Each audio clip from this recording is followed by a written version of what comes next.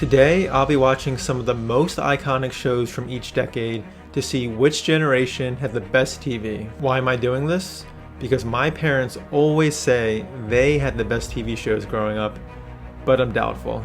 Although one older show I'll be watching actually had the most watched TV episode of all time, and this literally caused New York's plumbing system to break. So my parents might be right. To put this to the test, I'll watch the first episode of one iconic show from each decade. And I haven't seen these shows before, so I'll then have to decide if I would keep watching. Do older shows still hold up today, or are my parents just blinded by nostalgia? Let's find out. Starting with the 1950s. Shows were in black and white, TVs looked like this, and only 9% of US households had one. For the 50s, I'll be watching one of the first sitcoms ever, I Love Lucy. It's actually crazy how many people watched this show. When season 2 aired, 2 out of every 3 US households watched it, making it the most watched season of TV in the US ever. Just imagine something like this happening today.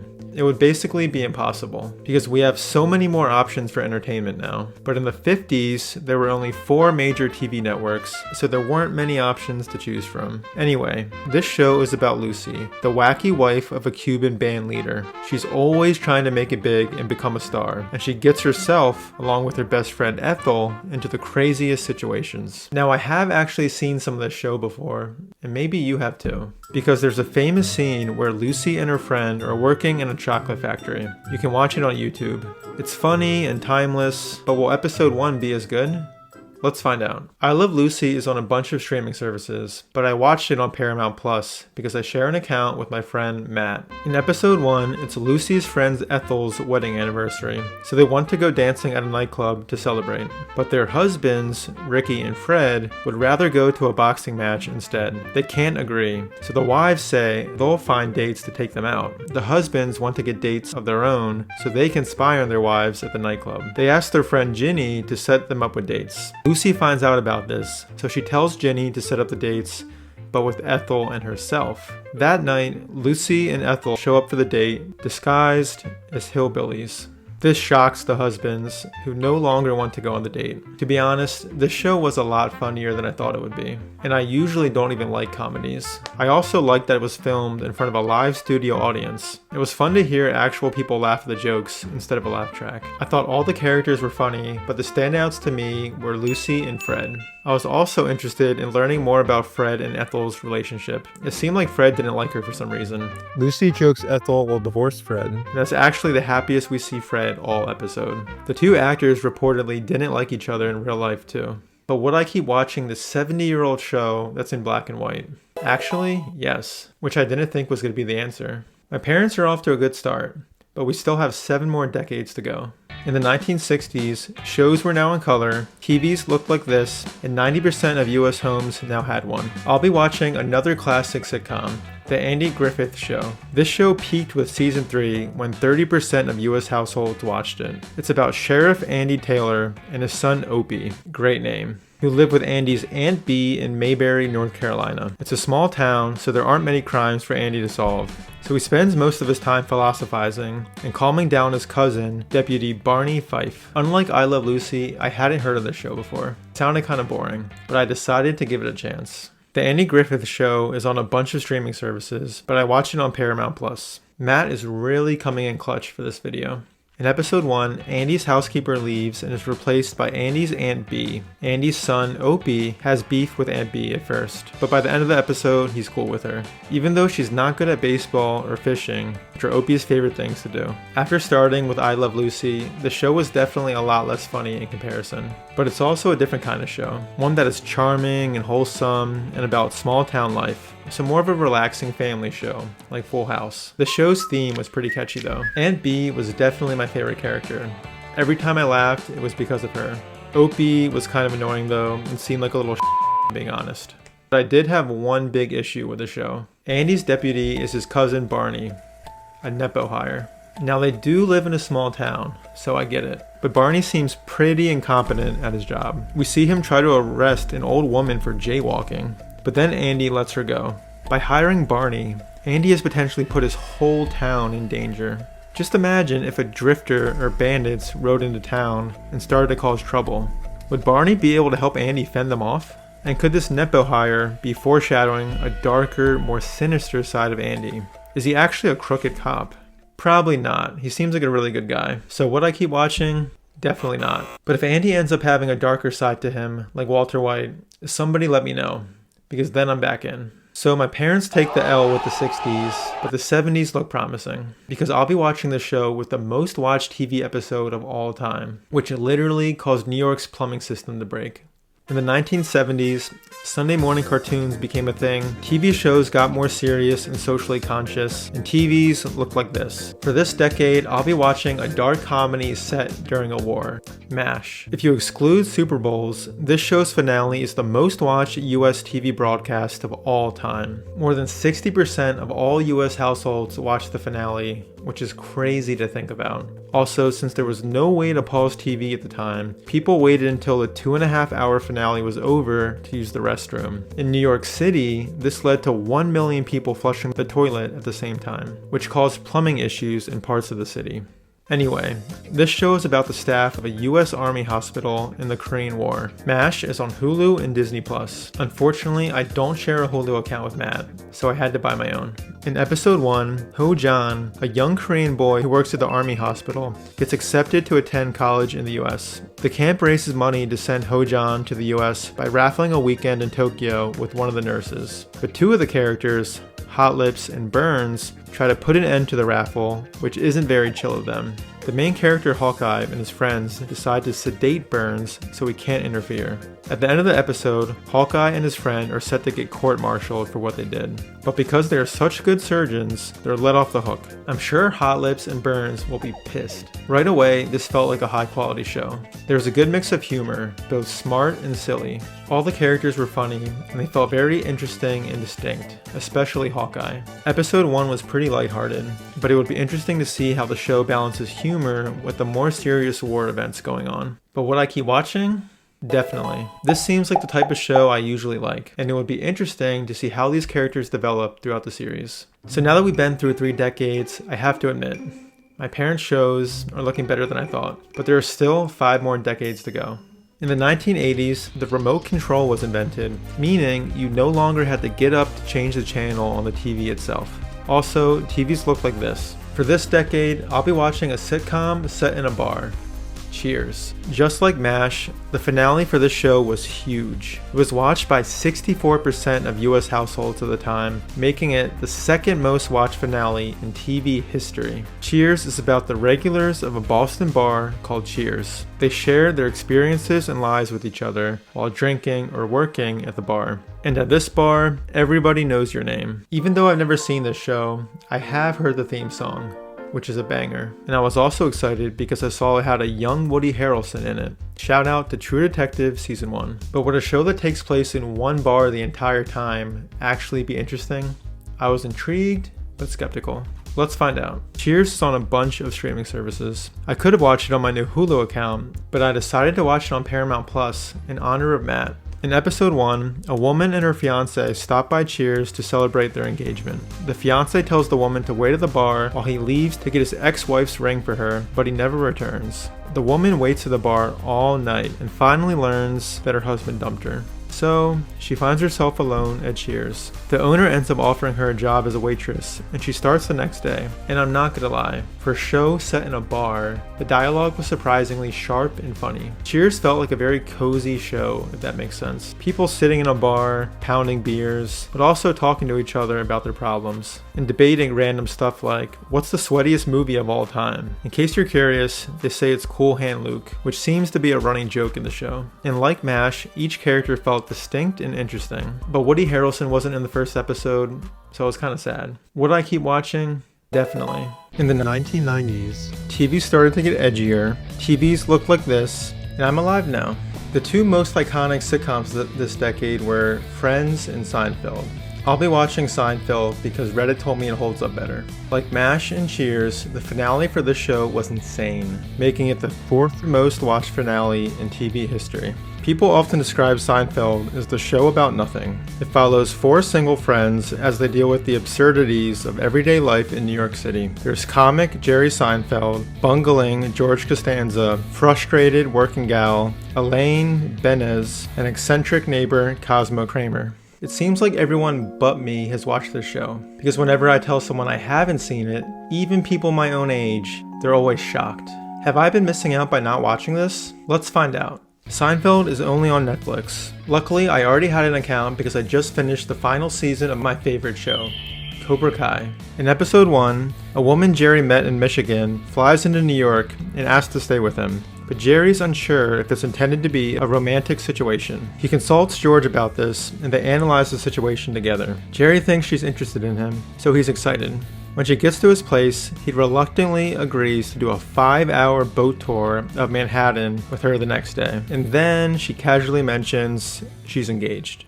My favorite character was definitely George, but to be honest, I thought I was going to like this show more. To me, I Love Lucy, MASH, and Cheers were all funnier. And around 4 minutes of the episode was just Jerry doing stand-up at his job. This was the opening and closing scenes, which I guess is unique, but it felt a bit awkward and pointless. Maybe I'm the only one who thinks that though. I read online that Seinfeld almost got canceled because test audiences didn't like it, but everyone online said it gets a lot better after season 1. So, would I keep watching? Yes.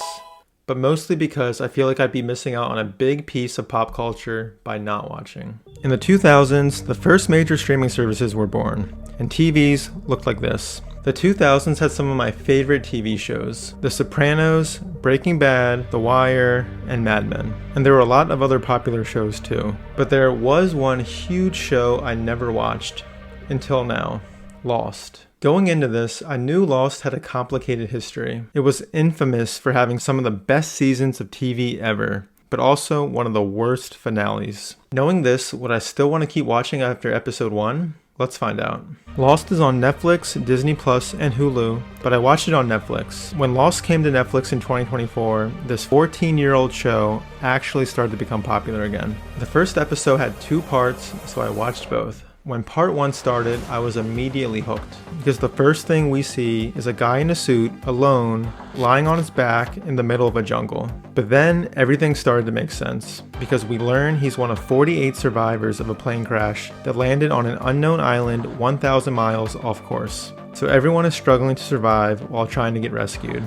Oh, and in case it wasn't already bad enough, there are also giant polar bears running around in the jungle. Eventually, a group of survivors uses the plane's radio to call for help. They hear someone else on the radio and think it's somebody nearby on the island, but the message is weird. It's in French, and it's a distress call that's been repeating for 16 years. Then the episode ends. So, would I keep watching? Obviously. How could I not after that? I love shows like this that have a big mystery and you slowly learn more information over time. Some of my favorite examples are Severance, Westworld, just season 1, and The Leftovers, which was actually created by one of the creators of Lost, Damon Lindelof. All the characters were pretty different, which was interesting. After all, they're just normal people who were on the same flight together. Complete strangers who are now forced to work together to survive. And they're lucky because the main character is actually a doctor. This makes him easily the most useful character so far in the show. There's also a pregnant woman, no idea how that's gonna work. People who don't speak English, Mary from The Lord of the Rings, and this badass guy who shoots and kills the first baby polar bear. How did he even get a gun, by the way? Well, there was a US Marshal on the flight escorting a prisoner to the US. Everyone assumes this badass was the prisoner at first, but then the audience learns it's actually this woman, Kate, instead. And I definitely didn't see that coming, because Kate seems really nice and is the main character's friend and potential love interest at this point. Only 2 decades left.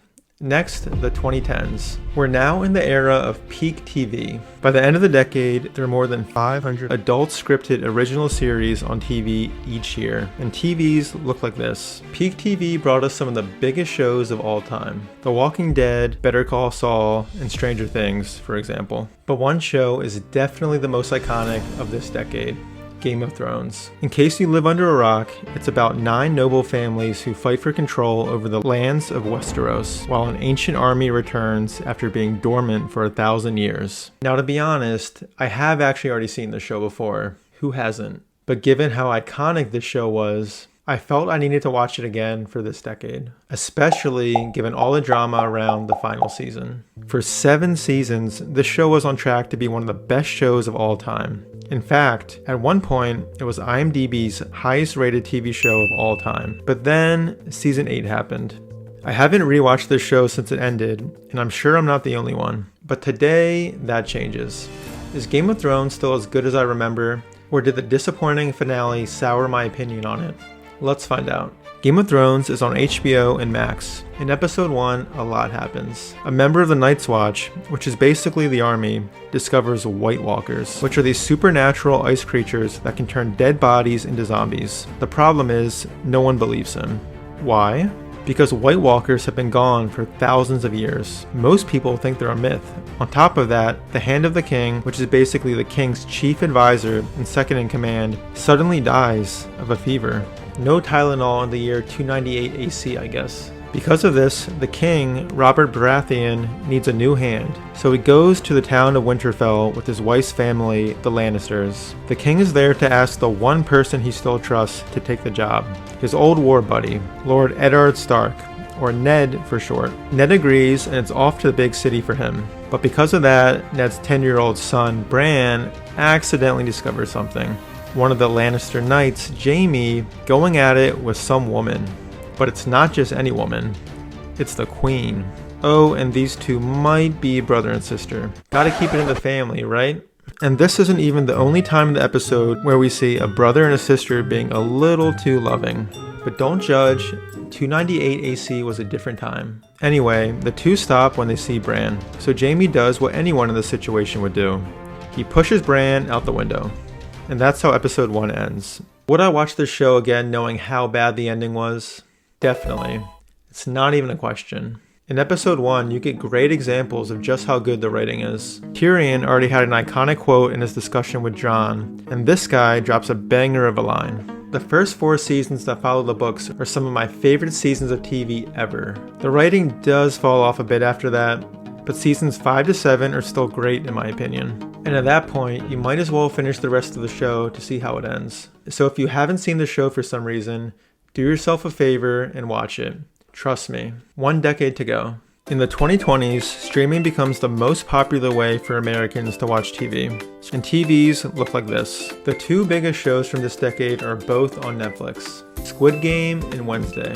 I've already seen Squid Game, so I'll be watching Wednesday. I was already interested because I knew it was a modern twist on the 1964 TV show, The Addams Family.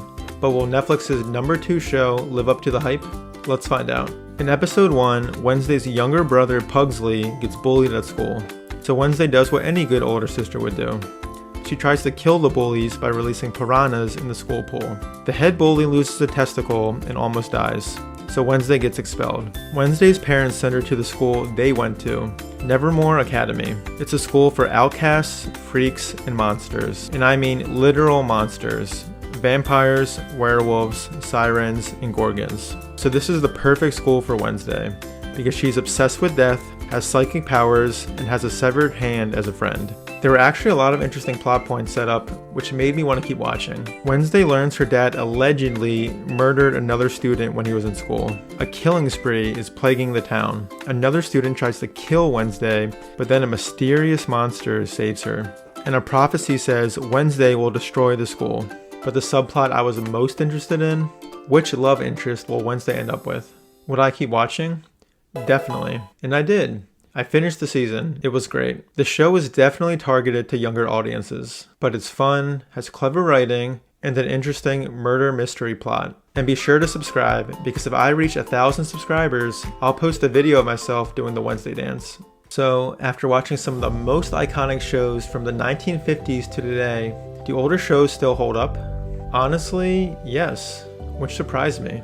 So does this mean I agree with my parents? Did they actually have the best TV shows growing up? Well, it's hard to say.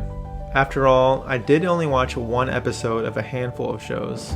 And there were actually a lot of other old shows I found that seemed interesting, but I didn't have the time to watch them. Either way, I did gain an appreciation for my parents' shows, and this was a fun video to make. And maybe 50 years from now, I'll be having the same debate with my kids. They'll say their generation shows are way better than mine, like I'm doing now. But they'll be wrong.